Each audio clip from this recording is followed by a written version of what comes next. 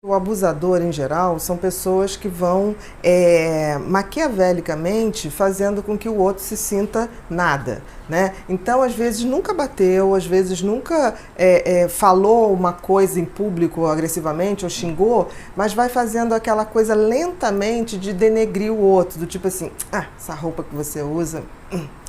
de mau gosto. Ou então, tipo assim, a pessoa chega, eu fui promovida no trabalho, consegui fazer isso. A pessoa fala, mas isso não é tão difícil assim. Quer dizer, essa coisa que vai fazendo com que o outro nunca se sinta bem e satisfeito. E essa personalidade que lida ou acolhe o abuso ou tolera o abuso, são personalidades que têm uma autoestima muito baixa. Então, ela depende do outro para saber se ela está bem ou não. Quando o outro faz o truque de fazer com que ela sempre se sinta inadequada, então é quando existe essa manipulação e esse poder em cima da outra pessoa. Ou então é muito comum nos casais, um dos dois colocar assim, não, mas também quem é que vai te aturar, né? Só eu que te aturo. Agora, Quem é que vai cuidar de você quando você estiver doente? Porque os outros vão embora. Porque é sempre uma jogadinha de tipo assim, se olha, eu sou a melhor coisa que você vai ter. podemos dizer que esse abusador, ele tem consciência do que ele está fazendo? Ou é uma coisa que ele acha que está fazendo bem? Porque ele é superior? É lógico, tem uma vaidade, tem uma relação de poder ali. Mas assim, ele tem essa consciência da maldade, do quanto ele está violentando essa pessoa emocionalmente? Aí você tem que ver, tem tipos de abusadores. Os abusadores não são iguais. Por exemplo, tem abusadores que reproduzem literalmente a educação que eles tiveram. E eles fazem sem estar com essa dimensão de que está fazendo uma maldade. Tem outros que sabem o que estão fazendo e têm prazer de fazer. Tem prazer de usar, tem prazer de subjugar. Então, assim, se a gente pudesse dividir, tem aquele que tem consciência do que está fazendo, né, denegrindo o outro ou deixando o outro frágil, e tem aquele outro que não, que ele reproduz um padrão que provavelmente foi passado, e esse pode ser, esse que não é o perverso, ele pode ser que tenha tratamento. Talvez seja até a maioria, né, porque ele consiga ver que ele está reproduzindo um padrão que não tem necessidade de ter. Mas, em geral, os abusadores que têm essa consciência e têm prazer com isso, é bem complicado. Esse ciclo de que você está passando, e às vezes você tem a consciência que chega até às vias de fato, uma agressão, e você... é a carência, né? Eu posso colocar até um pouco como carência. Ele vai melhorar, foi um estado de ciúme porque ele me ama demais. Eu acho que não é só a carência, porque a carência faz você pegar isso de primeira mão sem dar uma olhadinha. Mas depois, para manter isso, não basta a carência. Você tem que ter uma autopercepção que você não é merecedora de nada. Então, e que tudo que aquela pessoa está falando é verdade. Se você parte do pressuposto que você se veste mal, tudo que você fala é besteira, como o outro insinua, tudo que você faz não é bom o suficiente. Aí não é só carência, é uma autopercepção muito ruim. Então você acaba realmente acreditando que aquela pessoa é maravilhosa e que está te dando toques, né, cuidando de você, e que te quer bem. Você pode confundir isso com amor. Então, muitas pessoas, e isso acontece muito com pessoas que foram abandonadas pela família ou não tiveram pais, elas não têm muita percepção do que é cuidar, do que é amor. Aí chega alguém na vida dizendo, olha, eu amo, por isso que eu cuido de você, por isso que eu digo que você tem que vestir, o que você tem que falar, como você tem que se portar. A pessoa pode achar que realmente aquilo é amor. Se ela não tem um parâmetro de um amor saudável, ela pode achar que aquilo é amor e por isso ela tolera. No relacionamento abusivo familiar, você poderia trazer assim, como a gente identificar uma relação abusiva assim, de um pai ou de uma mãe? É sempre essa coisa de desqualificar o outro, mesmo de forma sutil.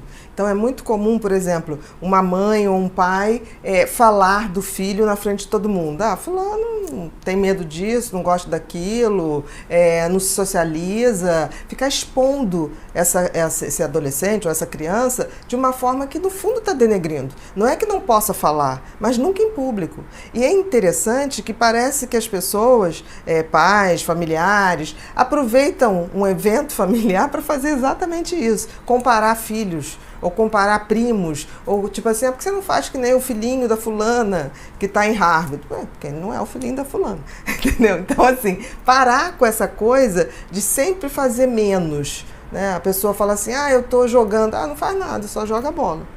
Essa relação de poder... É sempre o menos, né? A gente às vezes tem muito em famílias, é uma relação de poder, e principalmente financeira, de querer ter o controle. Né? Nem sempre é só financeiro, é o controle mesmo. Porque quando vem junto com o financeiro, aí é muito ruim, porque a pessoa valida esse controle porque banca.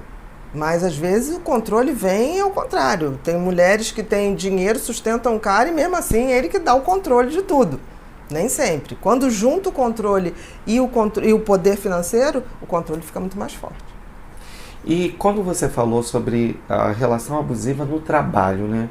Assim... É uma relação de poder do chefe ou do próprio colega? Como que é isso? É porque Tanto identificou pode ser, alguma coisa? Em geral, é do chefe para os funcionários, mas pode ser entre os funcionários também. E também pode ser, hoje já é considerado, aí daria a coisa do assédio moral, né? Do próprio funcionário para o chefe. Porque tem funcionários que falam mal do chefe pelas costas, com os outros colegas.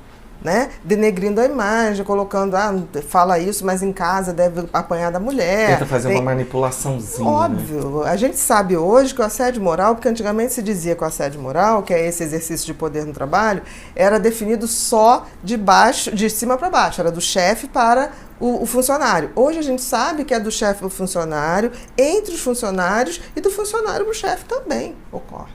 Porque quando você vai denegrir a imagem de alguém, não importa para onde você está fazendo isso, é um assédio moral.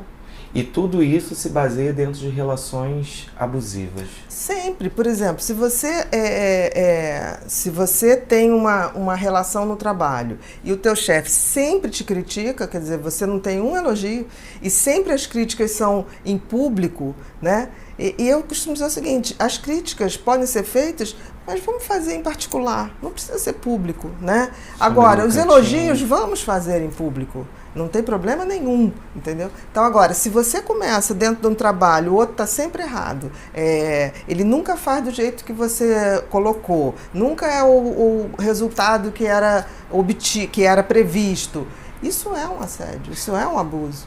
Você poderia dizer assim que pessoas que passam por abuso já na adolescência, eles se não cuidar disso, se não tratar desse trauma, né, digamos assim, ele pode se tornar um abusador, reproduzir isso com outras pessoas no futuro? Olha, isso é um debate muito aberto. Aí eu vou falar da questão do abuso sexual mesmo, né? Porque se tinha essa teoria que a criança que era abusada sexualmente, né, por pedófilos, ele acabava virando um pedófilo. Graças a Deus isso é uma mentira, porque a quantidade de crianças abusadas é enorme. Se todas as crianças foram abusadas, se tornassem abusadores, a gente não tinha mais o que fazer na sociedade. É verdade, né? Não ia ter cadeia para tanto abusador, e agora então que a Igreja Católica está limpando esse tema, ia faltar mesmo. O que a gente vê é que é óbvio que é um trauma para todo mundo, não tenha dúvida, isso é um trauma. Agora, se isso vai reproduzir um estuprador, não. A maioria passa a ser pessoas comprometidas em batalhar contra o abuso, contra a pedofilia, especificamente, se a gente colocar aqui. Porque vai depender do grau dessa personalidade de indiferença com o outro.